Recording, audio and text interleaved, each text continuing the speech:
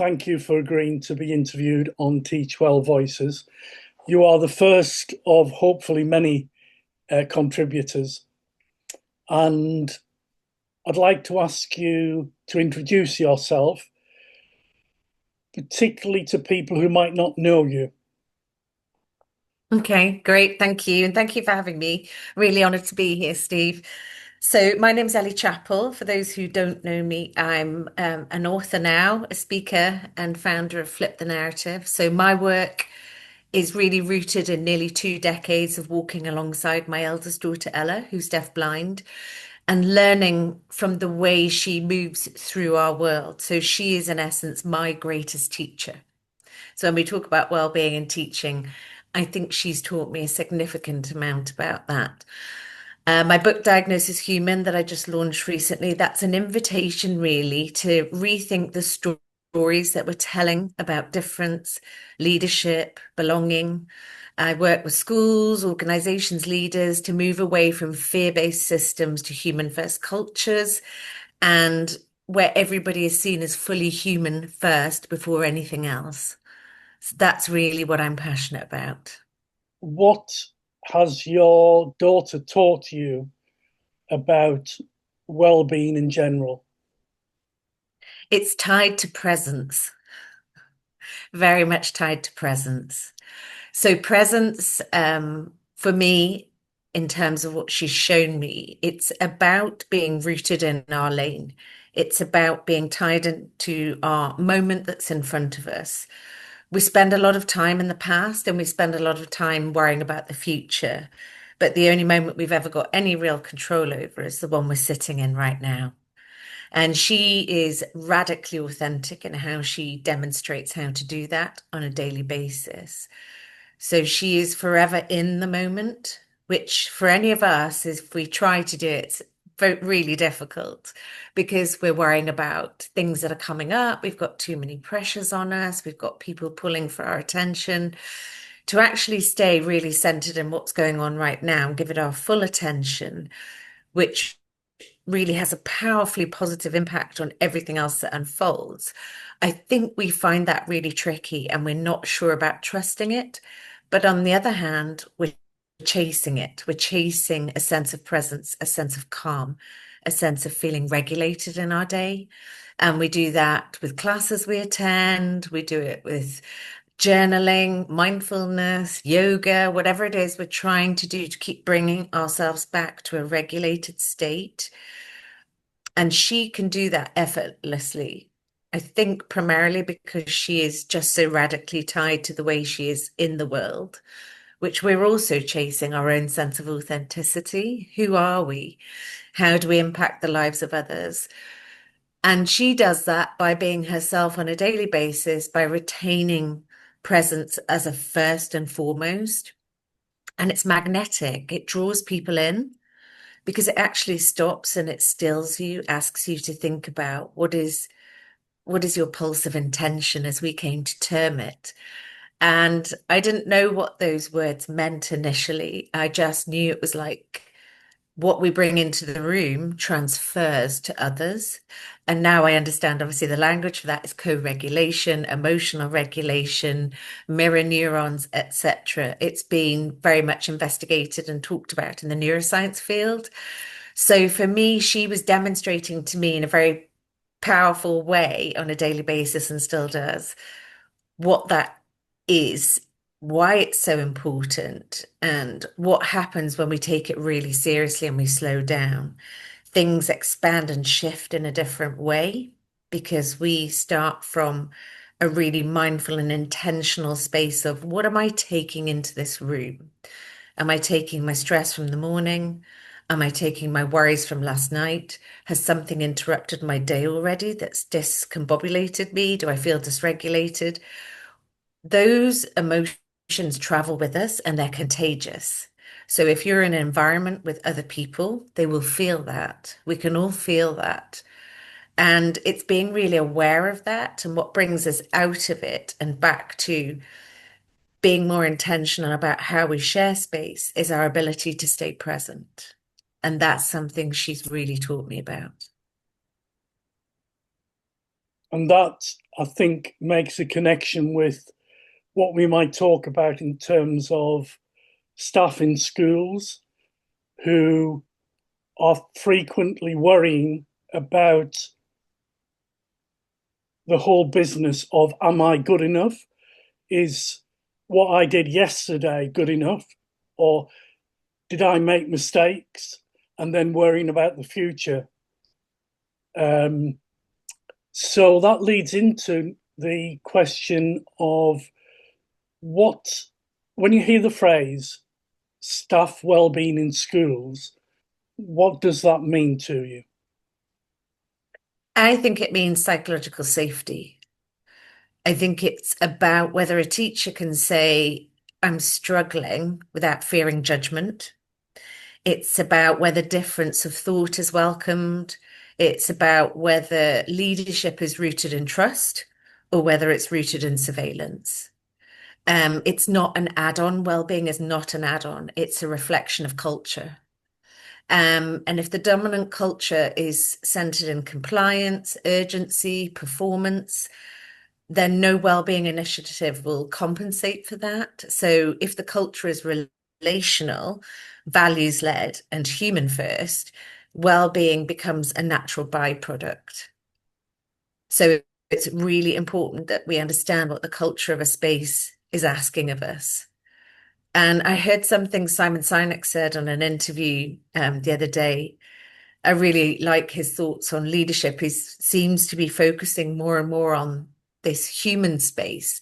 And he talks about the fact that imperfect is what this year people will be seeking more of, because systems and linearity only go so far and then they fall over. And we're seeing that quite a lot in loads of spaces. But if we think about values and culture, we can use words he was saying, but we actually need to explain what they mean. So when we say innovation, what does that mean? He says that means try something different. Integrity, what does that mean? It means, you know, do the right thing.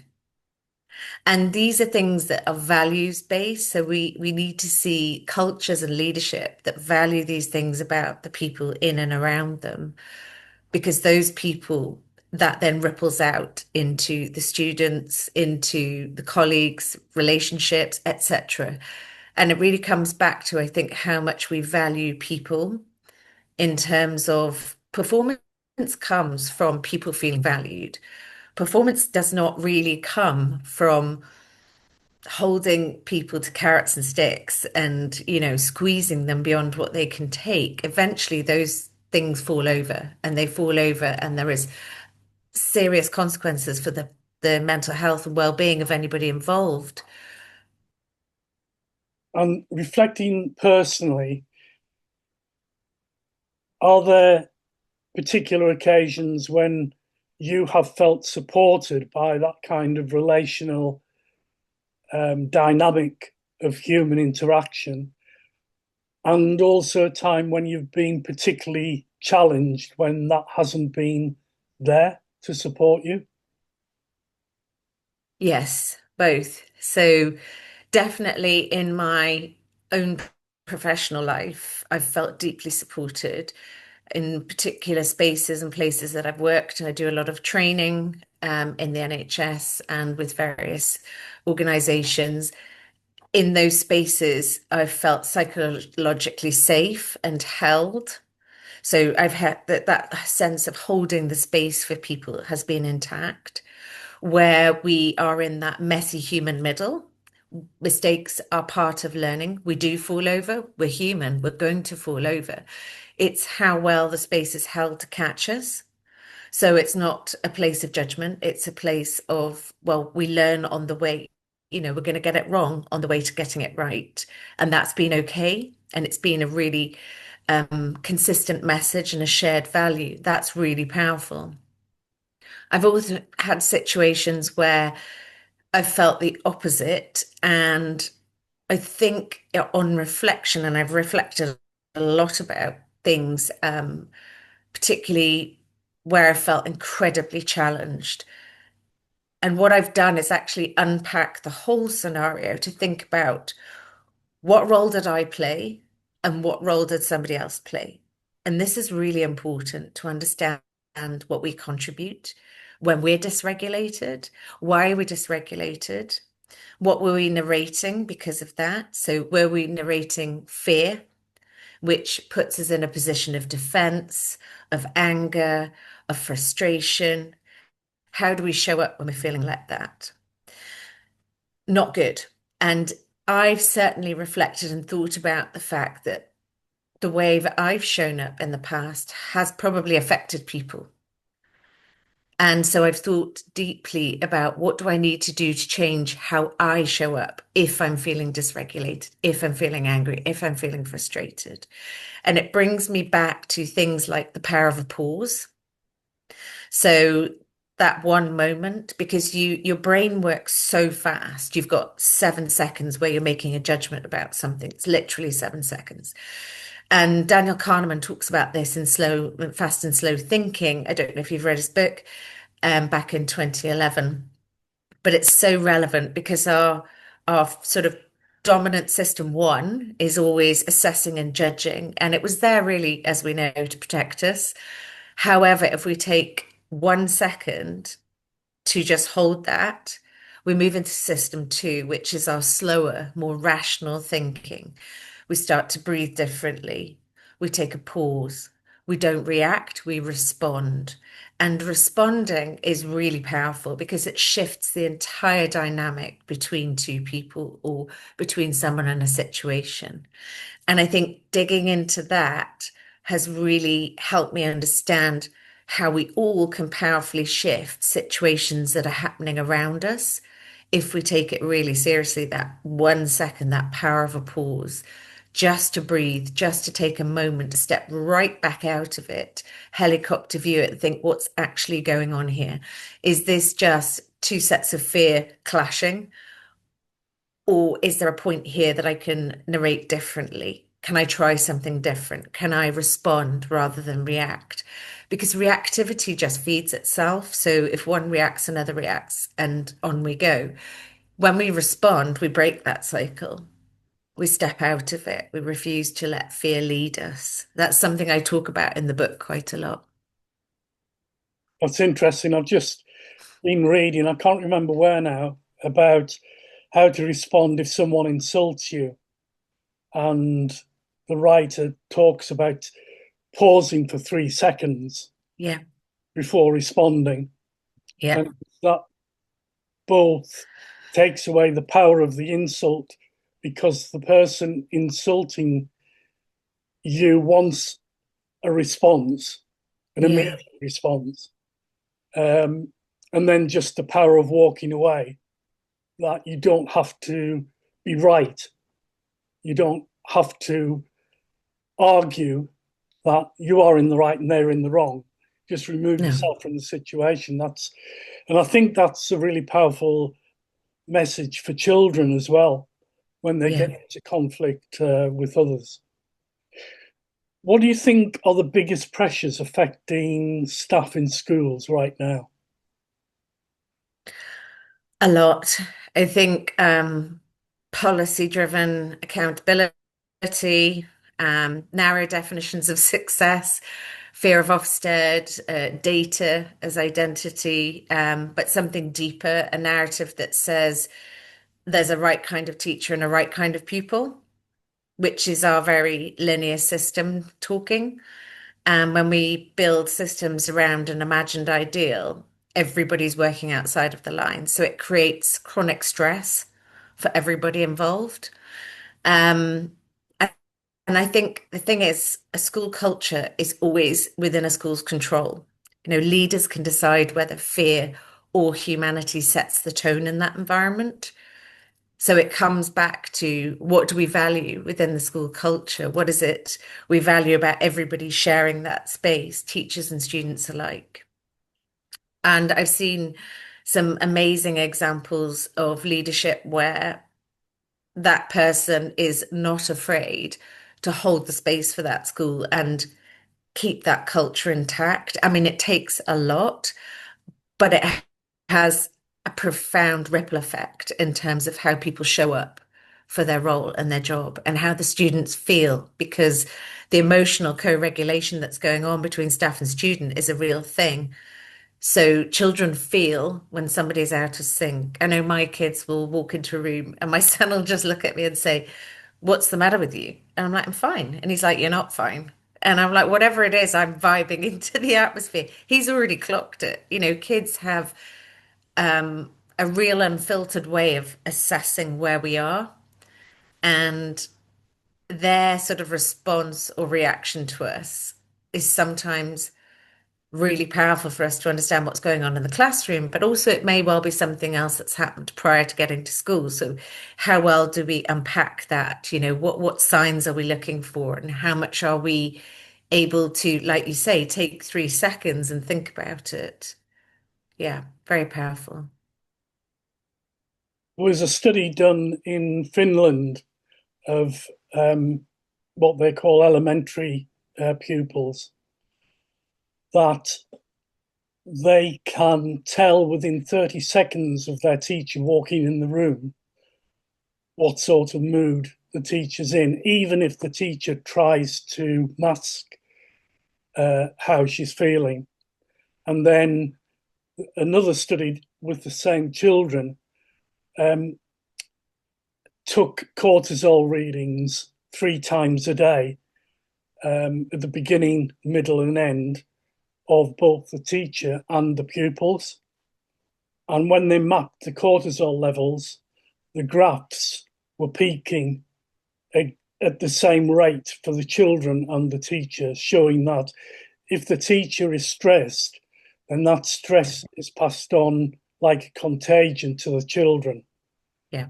And so this is a really, as you said, this is a really important element of relationships between the teacher and the pupils. You're walking into a school, perhaps for the first time. How can you tell whether that school is adopting a positive well-being strategy for the staff and that it's working? I think it stems from the welcome. So we use the word welcome a lot. A few years ago, I worked on the National Autism Trainer Program for the NHS, and we talked about the word welcome in that training program. And it's something we put on everything, isn't it? Doors, letters, whatever. But do we mean it? And do we show up meaning it? You know, does it mean come and be well in my presence? Or are we just saying it like a sticker add-on? And I think the minute you walk in, it's how you're received. You can feel an environment quite quickly. The emotional contagion you're talking about is entirely real. It's what happens between all of us all the time, and it's how well we notice it. We're aware of it, whether we respond or react to it. And I think a school environment, certainly the ones that I've visited, where I would say they've all been positive environments that I've been lucky enough to go to. It's really human first, because it's been very much the way the teachers talk to one another. It's been with respect, with joy, with dignity, with humor. There's a lot of humor when you can tell they're relaxed. And the students, whether somebody is struggling or otherwise, I've seen it positively supported in terms of the teachers supporting one another, the student being supported. I mean, I'm lucky in that I've only experienced positive cultures. I haven't been into a space where I've suddenly thought, wow, this is, you know, so far off. But I'm sure those spaces exist, and it's happening for many people. But I think the ones that I've seen that are doing really well are doing something, as Simon Sinek said, they're doing something different. They're trying things that are different. They are holding to their values and integrity as a culture, which means the leadership's really strong because the leadership's enabling that to happen. But I do think the moment you walk in, it's how are you greeted? What do you notice about the environment and the interactions around you? Because I'm deaf, I watch people a lot. So human behavior for me is very much part of my listening. I need to understand how people are moving through the space. I suppose I sense emotional contagion quite quickly because where the sense is slightly less. I'm not as good at it as my daughter. I mean, she's amazing at it for somebody who hasn't got any sight. But I think you can feel your way through these things. And certainly, I would say that moment you enter tells you a lot about the place that you're going into. Right, that's really interesting on two counts. First of all, I didn't know you were deaf. And secondly, I often get asked, I'm going for a job in a school and I've set up a meeting to view the school in advance of the interview. What should I be looking out for? And I often say, if walking around the school, going to the staff room, you don't observe many moments of humour, then I would think twice about going for the job. And that's because humour is really indicative of a relaxed atmosphere and good relationships between the staff.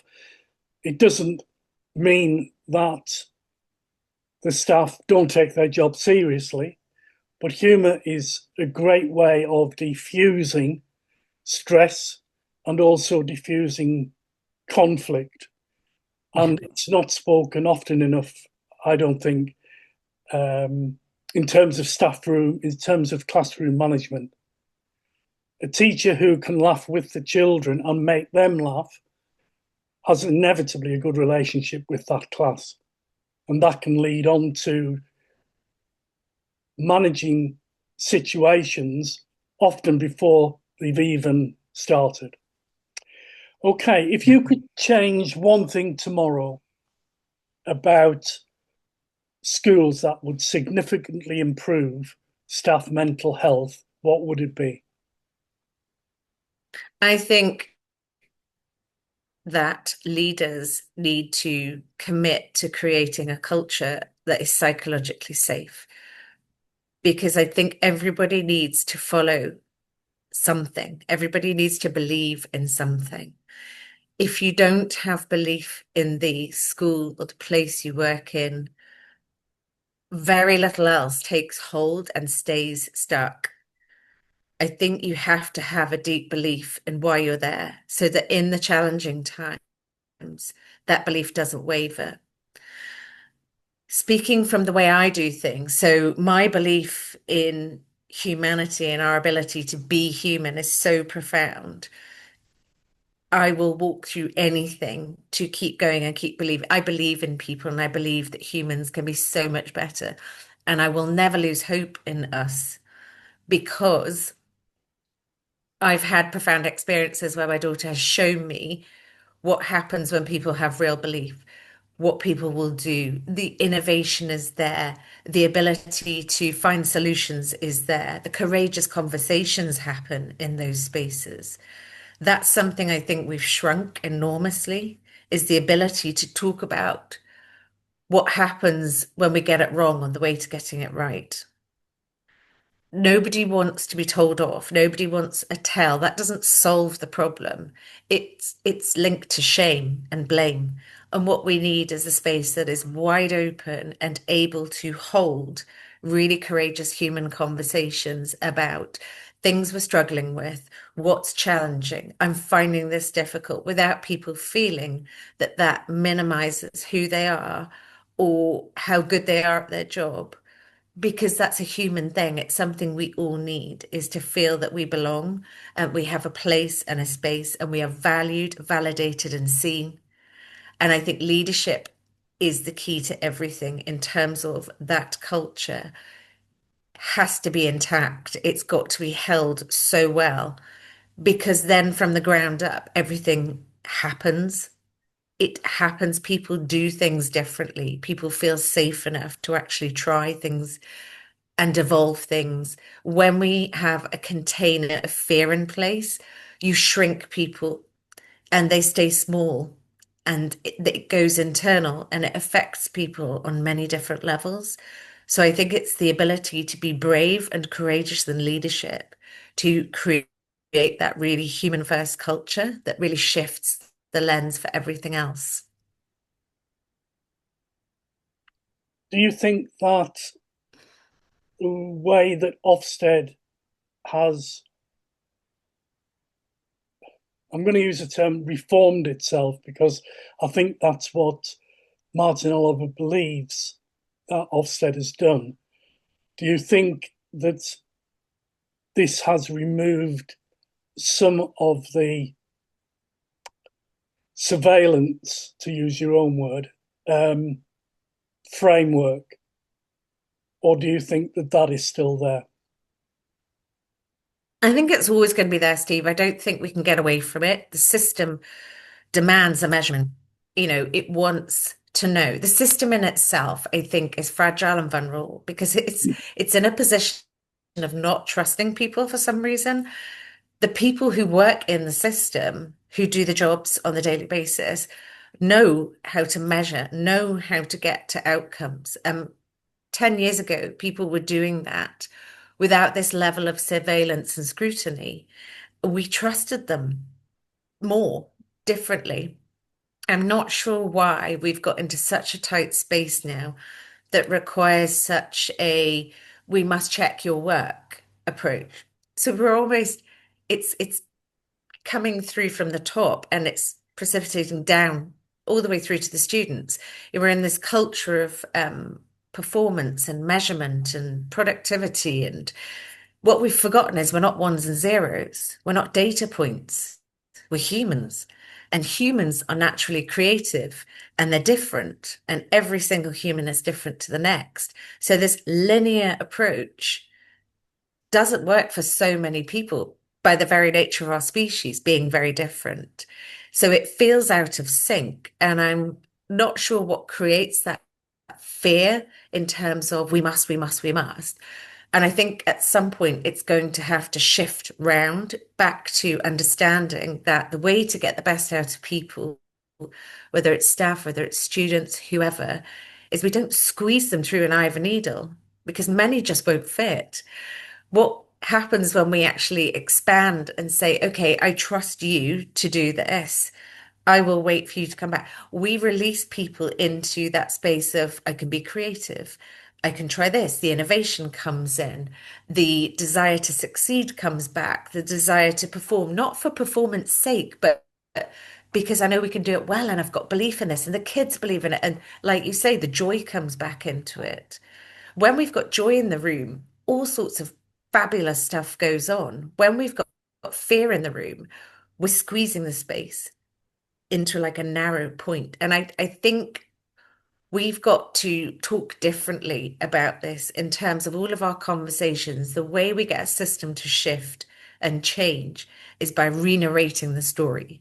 If we keep buying into the story and we keep feeding the fear, it's like emotional contagion. You will produce more of the same. If we re-narrate it and we keep consistently doing so, and that can be in a really small way, just in your own lane on a daily basis, refusing to be drawn into that fear narrative and focusing down on what is it I can do today that's going to make a difference? What will make me feel good? Because by me feeling good, someone else is going to feel good because that's contagious. So it's how we re-narrate what's going on. That's what I think we've got so much power to do. I know lots of people might say no, but I've seen it in my own life. When you shift the story, different things happen because they have to, because you're re-narrating it. A future guest, hopefully in the near future, will be Jeremy Hannay, who is head teacher of, he's executive head teacher now of two schools, was previously head teacher of Three Bridges Primary School in Southall, London. And under the previous Ofsted regime, his school was outstanding in all categories twice running. And he's ditched every mechanism and every metric which demands that he assesses his teachers. So, for example, he doesn't have lesson observations. Instead, he's his teacher's partner up with another teacher or work in a group of three. And they invite each other into their classrooms, either to see something that is working really well or something that they're struggling with that they want their colleagues' feedback on and help them to solve it. He doesn't demand reports from that partnership or group of three. That is for their own professional development. He doesn't have book scrutinies. He doesn't have learning walks. And there is, I interviewed Jeremy in 2019, and there's a video on YouTube of that interview. And I know he and you are speaking the same language. He would be absolutely 100% in support of what you're saying. And he in fact, he calls Ofsted, well, he says that he's not interested in having the fancy badge. And instead of having Ofsted outstanding outside of his school, he has, this is the happiest school in the world, with cartoon children just looking joyful and enjoying school. Finally, two questions. Where can people find out more about your work? And secondly, can you tell me about the book that you've recently written? I've seen really very positive reviews, 5-star reviews, in fact, of its content. And I know that you share quotations from it. And the quotations very much resonate with what you've said today about humanity and about human relationships. So where can people find out more, and tell me more about the book? What prompted you to write it, and something about how the content fits in with what we've been talking about today? That's a big question. It is, yeah. Okay. So people can find out about my work on my website. So it's just ellychapple.com, and also social media. So Instagram, LinkedIn, Facebook is where I normally am. And the book is available on Amazon, Diagnosis Human. So the book I wrote, it took me such a long time to write this book. It took me 3 years. I found it incredibly hard to put into words what we'd actually felt and experienced. And because my daughter doesn't use words predominantly, it's felt so much. And to then translate that into actual words, I found it so hard to find the words for what we were experiencing. How do you capture the experience of something and say it in language when it's actually only ever been felt or experienced? It was really tricky. But also, when I was writing down things like the pulse of intention, the power of a pause, the triangle of trust that we developed, the Lauras, I then, when I was researching and looking through, I was basically on a hunt for, is there anything out there that backs up what I'm seeing? Because I can put it all down, but what is out there that says this is a thing, or have I just made it up? And that's when I sort of connected all the dots with neuroscience fields and other authors and well-known quotes and sayings and the work of so many people, was we had walked through a very broad and expansive experience that was being written about using different language elsewhere, like co-regulation, emotional contagion, being human in general. And then I started to hear the word human and people talking about being human more and more. And I thought, this is really becoming a thing now. We are so tired of being machinated and put into boxes and having to tick things and feeling less, all of us, when we are so much more as human beings. And our variety is there for a reason. You know, diversity is about our survival. We don't survive with sameness. Sameness just is fragile. It sort of peters out eventually. And I think that's where we're all headed, is we're all sort of saying, We need to go back to being what we really truly are, which is a diverse, amazing collective of different brains, bodies, experiences. What do we take from each of those? How do we learn about one another? And it was really important to me that Ella was validated in the world because she is such a phenomenal teacher. And not just to me, to so many people that have been in her life. She has touched so many lives by being so utterly rooted in her radical authenticity, which we are chasing for ourselves. All of us want to be able to be who we are in the world, and we're afraid of it. And we're afraid of it because of what people might say or how we will be judged or seen. And so she gives us permission to be who we are in the world. And I really wanted to understand, I wanted people to understand that our difference isn't a threat.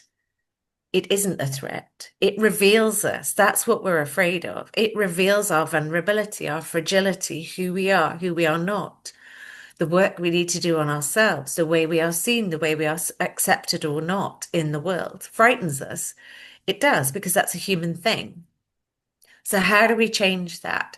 And I really dig into it's each chapter is a lesson from Ella. So I've termed them Ella's lessons because each chapter, as I walk through it, yes, I talk about our story, but it is very much about the wider context of what humans are going through. And I think many people are resonating with there is something in this book for everybody. It wasn't ever written as a disability story.